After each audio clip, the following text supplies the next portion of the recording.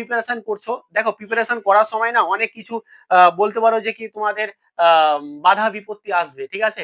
সেগুলোকে কিন্তু এড়িয়ে যেতে হবে। হ্যাঁ, অনেকে ওগুলোর মধ্যে থেকে গিয়ে পুরো জীবনটাকে শেষ করে দিবে, পুরো লাইফটাকে শেষ করে দিবে, পুরো সময়টাকে নষ্ট করে দিবে। দেন পরে পরীক্ষার সময় বলে যে আরেকটু সময় পেতাম, আরেকটু সময় পেতাম, তাহলে কিন্তু ফাটিয়ে দিতাম। এরকম হয় না। সময় এখন থেকেই পাচ্ছ, এখন থেকে কিন্তু লড়াই করতে থাকো। একদম বেফালতু অহেতুক সময় কিন্তু একদম নষ্ট করো না। সময়ের মূল্য যে একবার বুঝে নিবে না, সে কোনোদিন সে সময় নষ্ট করবে না। ঠিক আছে? আর যে সময় নষ্ট করবে না, সময়কে ঠিকঠাক টাইমে ঠিকঠাক ভাবে ইউটিলাইজ করবে না, তার জীবনে কিন্তু সফলতা আসবেই। সে কিন্তু সফল হবেই। তো অবশ্যই, অবশ্যই তোমরা টাইমকে ঠিকঠাক ভাবে ইউটিলাইজ করো, টাইমকে রেসপেক্ট করো, টাইমকে সম্মান করো। দেখবে সবকিছু আস্তে, আস্তে পেয়ে যাবে। এখন হয়তো তোমার সামনে তোমার বন্ধুরা এনজয় করবে, ঘুরে বেড়াবে। বাট তুমি বিশ্বাস করো, তুমি যে 6 মাস ভালো করে পড়াশোনা করা নিয়ে না, আজ যদি একটা চাকরি পেয়ে যাও না, তো তাদের এনজয় আর তোমার এনজয়ের মধ্যে না তখন প্রচুর ফারাক থাকবে। তখন কিন্তু প্রচুর ফারাক থাকবে। ঠিক আছে?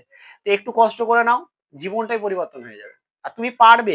আমরা না হীনমন্যতায় ভুগি যে আমার দ্বারা হবে না, ও খুব ভালো স্টুডেন্ট, ওর দ্বারা হচ্ছে, আমি কি পারবো? এইসব হীনমন্যতায় ভুগো না। এই লাইনে, এই কম্পিটিটিভ লাইনে, পড়াশোনার লাইনে যে ভালো এখন সময় দিবে, যে এখন বেশি হার্ড ওয়ার্ক করবে, যে এখন বেশি স্মার্ট ওয়েতে পড়াশোনা করবে, কে পেয়েছে 90% মাধ্যমিকে, কে পেয়েছে 80% এইচএস এ, তাতে কোনো ম্যাটার করে না। কে গ্র্যাজুয়েশনে ফার্স্ট ক্লাস পেয়েছে, তাতে কোনো কিছু ম্যাটার করে না। ম্যাটার করে এটাই যে এইখানে এসে কে হার্ড ওয়ার্ক করছে এবং কে স্মার্ট ওয়েতে ভালোভাবে পড়াশোনা করছে।